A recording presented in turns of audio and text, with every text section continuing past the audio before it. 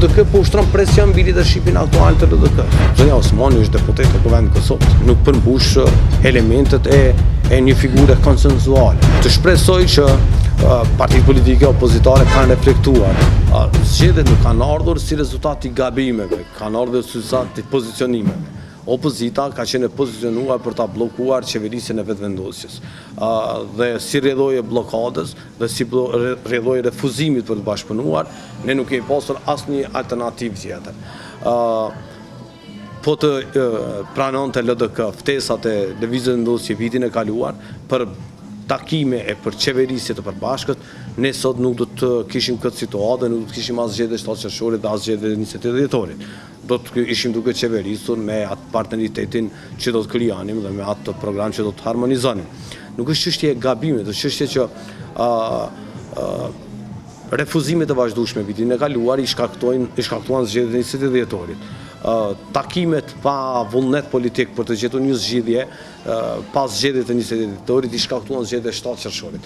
Partitë politike besonin në të opozitare që duke e quar vendin në zgjedhje të njëpasnjëshme, do të adopsojnë lëvizjen vendosje dhe kësaj do të krijojnë një rrethon të përshtatshme për ta krijuar një qeveri të pakicës për kundër fituesit të zgjedhjeve.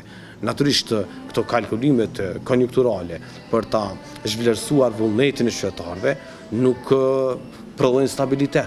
Edhe vjen një moment kur ato shpërfaqen komplet para publikut, para qytetarëve dhe pastaj duhet të rishikosh pozicionin. Krejt çfarë ka mbetur të shihet se a ka ndryshuar apo jo, është çësia e opozitës në raport me vetëvendosjen. Po mund të jenë faktorë të ndryshëm, natyrisht mund të jetë një lloj abstenimi nga përsëritja e vazhdueshme e zgjedhjeve të shpeshta. Domethënë ne në këto 18 muaj kemi pasur praktikisht 3 polë zgjedhje parlamentare dhe 2 polë zgjedhje lokale.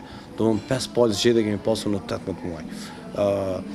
Angazhim i shpesht, kosto e madhe, krejtësisht të panevojshme, edhe zgjedhjet e 28 dhjetorit, edhe këto të 7 qershorit kanë qenë të evitueshme, po të kishte vullnet politik. Por të shpresoj që partitë politike opozitare kanë reflektuar, domethënë dhe rezultati i zgjedhjeve i ka bërë që të reflektojnë dhe të ndryshojnë qasje. Më të heqin dorë nga blokada. Nuk mund të operash me blokadë. Në sistemin tonë parlamentar, me sistem zgjedhor proporcional, një zonë zgjedhore, partitë politike janë të detyruar atë që të bashkëpunojnë, aq më tepër për procese siç është çështja e presidentit, që kërkon 2/3 e deputetëve në kuvend apo 2/3 e votave të deputetëve në kuti. Kosova ka nevojë për një president konsensual. Dhe ne kemi thënë edhe para zgjedhjes së 7 qershorit, do të angazhohemi për një president jo partijak dhe një president konsensual. Zonja Osmani është deputet e Kuvendit të Kosovës, është e angazhuar aktivisht në politikë, ka qenë parse e listës së një partie politike, nuk përmbush elementet e një figure konsensuale.